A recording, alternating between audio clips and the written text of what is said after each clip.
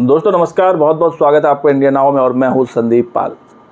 लोकसभा चुनाव 2024 के परिणाम खास तौर से यूपी में बेहद चौंकाने वाले रहे। भले ही एक बार फिर से एनडीए की सरकार बन रही है, मोदी एक बार फिर से पीएम बनेंगे और बीजेपी के नेतृत्व वाला एनडीए सत्ता पर काबिज होगा।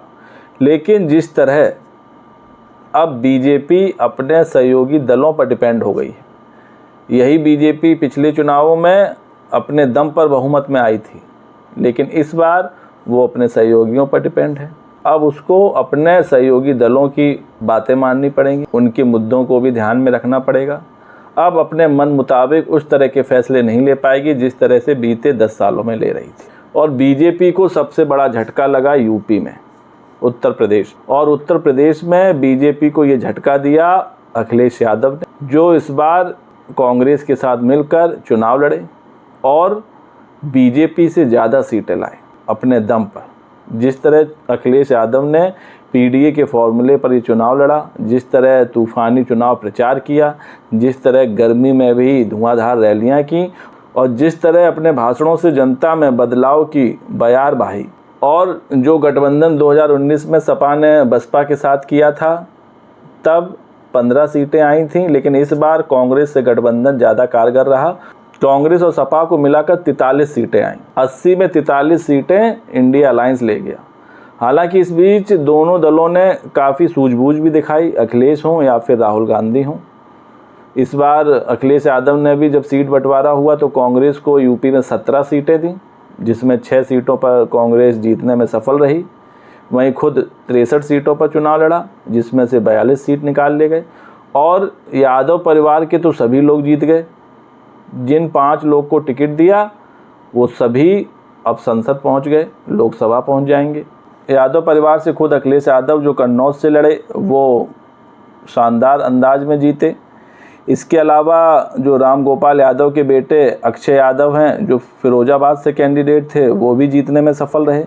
डिम्पल यादव, अखिलेश यादव की पत्नी, वो भी मैनपुरी में शाही अंदाज में जीती। इसके अलावा शिवपाल यादव के बेटे आदित्य यादव भी चुनाव जीतने में सफल रहे और आजमगढ़ से धर्मेंद्र यादव भी जीतने में सफल रहे। तो 5 सांसद यादव परिवार से अब लोकसभा जाएंगे। दरअसल इस बार जो अखिलेश ने चुनाव लड़ा वो पीडीए के फॉर्मूले पर लड़ा। यही वजह थी कि उन्होंने इस बार जो सीट बंटवारा भी किया वो भी काफ़ी सोच समझ कर किया।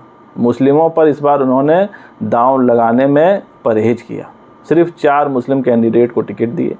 वहीं यादवों में भी सिर्फ अपने परिवार को छोड़कर किसी बाहरी यादव को टिकट नहीं दिया। उनका फोकस ज़्यादातर दलित, अल्पसंख्यकों और पिछड़ों पर रहा। और यही वजह रही कि सीट बंटवारे में और जो कैंडिडेट घोषित किए उनमें इस फॉर्मूले की छाप दिखी।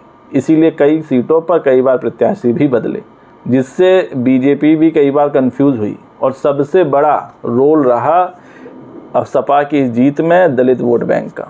जो दलित वोट बैंक बीएसपी का कहा जाता था, मायावती की पार्टी का कहा जाता था, उसने इस बार खुलकर इंडिया अलायंस को वोट किया, सपा और कांग्रेस को वोट किया। यही वजह है कि सपा इतनी बड़ी तादाद में सीट जीतने में सफल रही। बीजेपी अपनी वो सीट भी नहीं बचा पाई जिस पर बताया जा रहा था कि प्रचंड जीत होने से कोई रोक नहीं सकता था। फैजाबाद की सीट, जहां राम मंदिर बना, जहां मोदी भगवान राम को लाए, जिसके बाद अब सोशल मीडिया पर भी तरह तरह के मीम्स बन रहे हैं, तरह तरह की अयोध्या वालों की आलोचना हो रही है।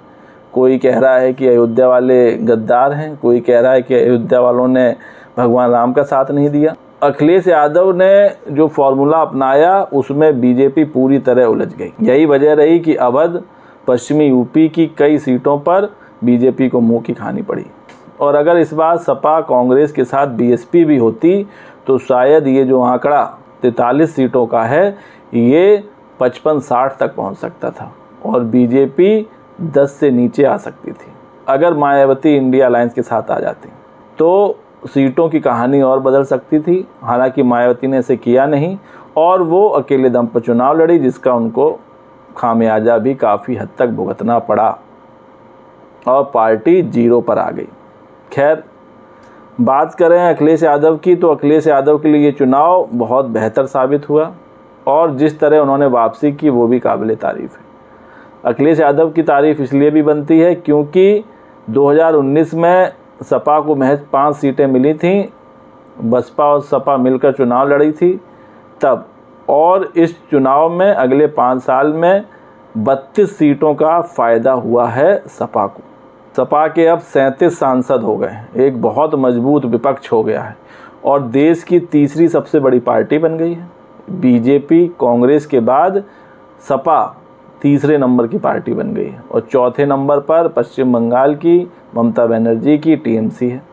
तो तीसरे नंबर की पार्टी बनना बहुत बड़ी बात है, वो भी अकेले दम पर, क्योंकि जिस यूपी में बीजेपी की ओर से पीएम मोदी से लेकर सीएम योगी से लेकर अमित शाह, जेपी नड्डा, राजनाथ सिंह और यूपी के दिग्गज बीजेपी नेता चुनाव प्रचार में जुटे रहे, रैलियां करते रहे, उस यूपी में बीजेपी को इस तरह हराना बहुत अचंभे की बात है और इसलिए बीजेपी में भी अब बेचैनी मची हुई है।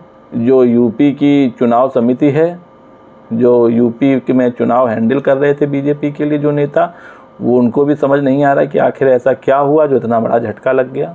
तो अखिलेश यादव के लिए चुनाव बहुत बेहतर रहा, बहुत उम्दा रहा, जिसके चलते अब इंडिया गठबंधन में भी उनकी धमक बहुत बढ़ गई है।